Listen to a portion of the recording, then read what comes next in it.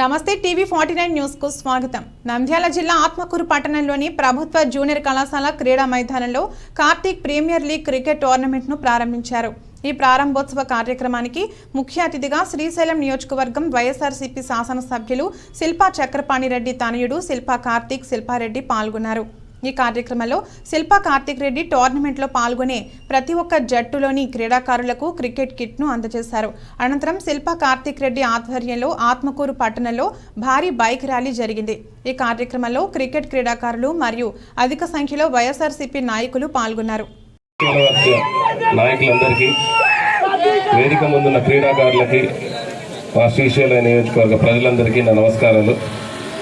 మీ అందరికీ తెలుసు ఇవాళ మనం కేపీఎల్ అని చెప్పి కార్తీక్ ప్రీమియర్ లీగ్ అని చెప్పి మన యువకుల కోసం మన నియోజకవర్గ పరిధిలో మాత్రమే, అంటే గతంలో ఎంతోమంది జిల్లా స్థాయి రాష్ట్ర స్థాయి జరిపారు, కానీ పూర్తిగా నియోజకవర్గ స్థాయి పెట్టడానికి ఒక స్వార్థం ఉంది। ఏ రూపాయి ఇచ్చినా అది తీసుకోగలగాల్సింది నా నియోజకవర్గ ప్రజలే అన్న ఒక సదుద్దేశంతో ఈ క్రీడలు కూడా ఉట్టిన నియోజకవర్గ స్థాయికే పరిమితం చేయడం జరిగింది। ఇవాళ ఇక్కడ ఆడుతున్నటువంటి ప్రతి టీముకు కూడా కిట్ల పంపిణీ చేయడంతో పాటు మొదటి బహుమతిగా 1,00,000 రూపాయలు, రెండో బహుమతిగా 50,000, మూడో బహుమతిగా 20,000 విన్నరో రన్నరో పెడతారు। ఎందుకంటే ప్రతి మండలం వాళ్ళకు కూడా ఏదో ఒక విధంగా ఒక ప్రైజ్ మనీ అన్నది ఉంటుంది। ఎందుకంటే లాస్ట్లో ఆడేపాటికి అన్ని మండలాల నుంచి ఒక్కొక్క టీం సెలెక్ట్ అవుతుంది।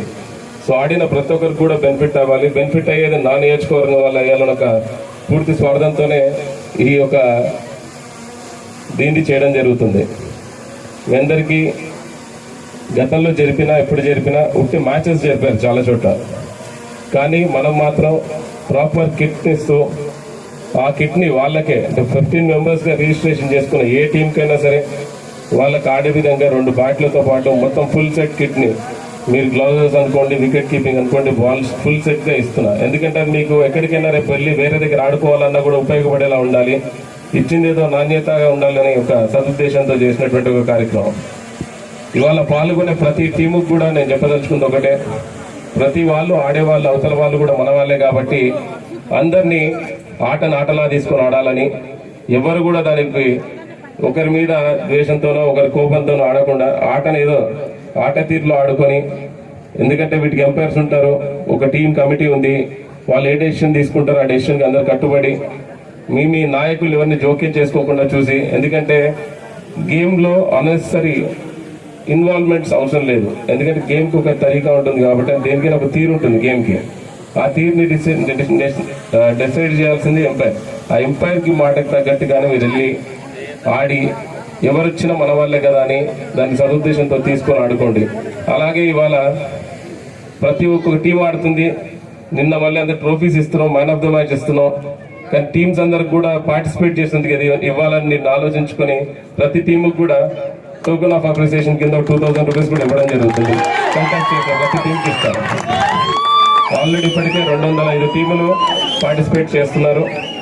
దేనికైనా అనుకోండి, ఆట ఆడడానికి వచ్చినందుకు అందరికీ ఏదో ఉత్తి చేతులతో పంపడం ఇష్టం లేక మీకు కూడా ఒక చిన్న ఎంకరేజ్మెంట్ లా ఉంటుందని చెప్పి అదొక డెసిషన్ తీసుకోవడం జరిగింది। అలాగే మొదట ఈ గేమ్ని ఆత్మకూరులోనే మొత్తం నిర్వహించాలని అనుకున్నాం, కానీ తర్వాత మన నాయకులందరితో మాట్లాడిన తర్వాత మహానంది వాళ్ళకి, బండాత్మూరు వాళ్ళకైనా, శ్రీశైలం మండలం వాళ్ళకైనా చాలా దూరం అవుతుందని ఆలోచించి ఈ గేమ్స్ అన్నిటినీ కూడా ఎవరి మండలాల్లో వాళ్ళకే వాళ్ళ గ్రౌండ్స్లో, సపోజ్ ఇప్పుడు మహానంది వేస్తే తిమ్మాపురంలో, అదే వెలుగోడు అయితే ఈర్నపాడులో, బండాత్మూరు అయితే ఈర్నపాడులో, వెలుగోడు అయితే junior degree college back side already grounds అన్ని రెడీ చేయించాం। ఆత్మకూరు అయితే టౌన్ వరకు ఈడెన్ గార్డెన్ మరియు షార్జా 2 గ్రౌండ్స్ చేసాం।